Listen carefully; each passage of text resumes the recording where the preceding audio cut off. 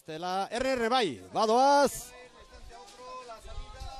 Orantxe, hasi da alako batean. Moañako uretan, Euskotren Ligaren 3. jardunaldia. Erlojupeko estropada, ikusentzule, etzen hau hasierako asmoa, baina ontzia handi batek kanpokaldeko balitzak aurretik eraman ditu, eta korrika eta presaka, beste buia bat kokatu dute hor, balitza bat salbatu dute bigarren kalearen parean, eta era horretan erlojupeko norgehiagokan izango da gaurko norgehiagoka. Eta bizkaitarrak orain estatxaren bila, eta azkar moldatu behar dira. Minutuko tartean egingo dire irteerak, eta 20 segundu bakarrik dituzte estatxa hartu, egoki prestatu, eta epailearen agindutara kokatzeko. Ea patroiak asmatzen duen, bai, asmatu du eta eskerrak. Bere ala ekingo dio eta lanari Bizkaiko ordezkaritzak. Erne badoaz. Abiatu dira bizkaitarrak, bi luze eta ziaboga bakarra erlojupeko lehian. 1000 bat eta erdi, hori da Euskotren Ligan emakumentzat dugun lana. Eta orain Galiziako ordezkaritza dugu, 11.000, estatxabila barka, hortxe da, Laura Ermo patroia hartu du, eta bi mitartean iruditan hortxe dituzue, orain artean lanari ekindako bi ontziak. Lehenengoz Kantabria biatu da, eta hauen atzetik ari dira bizkaitarrak.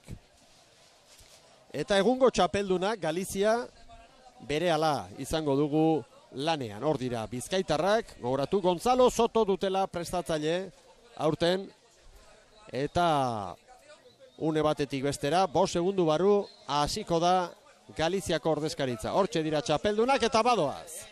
Abiatu dira beraz baita ere Galiziarrak. Gogoratu selekziotxo bat egina dutela. Hor dira Cabo da Cruzekoak, hor dira Meirakoak eta hor dira Bueuko arraunlariak. Eta guztien artean egin dute selekzio hau. Luis Kurra dute prestatzaile eta patroi lanetan Laura Ermo. Eta lanari ekiten urrengoa, orain arteko liderra izango da, hain zuzen Gipuzkoako selekzioa. Eta Gipuzkoaren izenean gaurko honetan, eta bihar ere bai, Zumaia Arraun Elkarteko neskak izango dira. Eta kokatu dira hauek ere,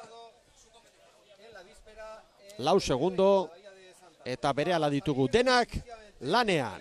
Badoaz, abiatu dira.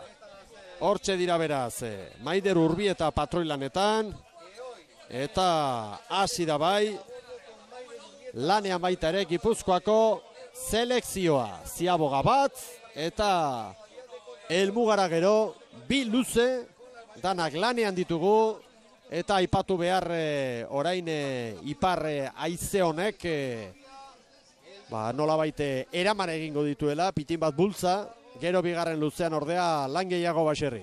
Hori aipatzen da, haizeak eta baldintza horiek lagundu baino kalte gehiago egiten dutela, badiru dio, orengo honetan laguntza pixar bat izango dute, baino bigarren luzea eta azkeneko horretan, hori nekeare horre egoten da, eta dudari gabe haize aurke izango dute. Esan irteerako txampa horretan Kantabriarrak 42 jondi atera diela, Bizkaia 45 paladara, Galizikoek 47 eta Gipuzkoarrek 45 paladako irteerako txampoi egin dutela, ez?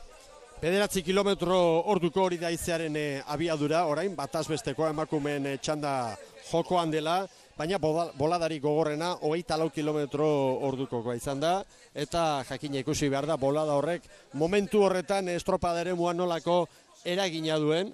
Eta hemen dira Astilleroko neskak Kantabriako selekzioa osatuz, hor dago ardatza, hor dago bihotza, beste Arraun Elkarte batzutatik badira joanak baita ere. Hemen dira Galiziarrak, Galiziako selekzioa hemen txedituzue. Esan dugu prestatzaile Luis Kurra dugula, Beni Silva ere bai, baina Beni Silva gainera presidentea ere bada, baina aurten Beni Silva Perilloko gizonezkoen prestatzailea da, eta txapel batekin bi buru ezin estali Baserri, eta erreleboa eskatu behar izan du hemen emakumeen selekzioan Galiziako taldeari dagokionez. Eta argi dago lehia hemen non dagoen, Gipuzkoa eta Galiziaren artean dago lehia.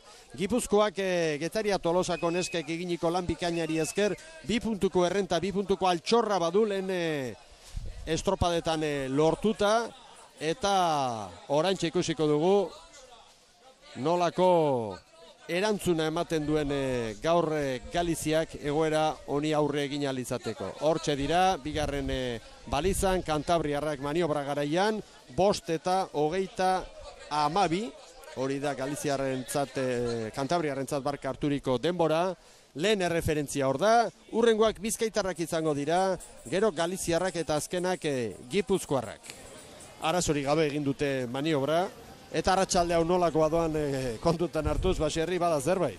Bai, osongi, beti esan dugu hori, lehenengo kale horretatik kanpo aruntzea haizeak pixka bat bultzatzen dula, baino ez Kantabriako ordezkari horiek talde horre ziaboga ondo eman du, gehiagin zabaldu gabe, eta 5, 32 orain referentzi hori dugu, eta ja Bizkaiak zer denbo egiten duen, hauek ikuste dugun bezala, jun egin zaiote ontzila, zabaldu egin dira, naiz eta denbora hobeago egin, eta hobeagoa egin zezaketen ziebo hori ondo hartzera, 5 minutu eta 21 segundo, baina maniobra ez da ez ona izan, ez da gutxiagorik ere, eta lehen dikantzuten errenta hori, erdira bentsat agian, Kantabriarekin konparaketa eginda bentsat, joan da, beruntz, zalantzari gabe.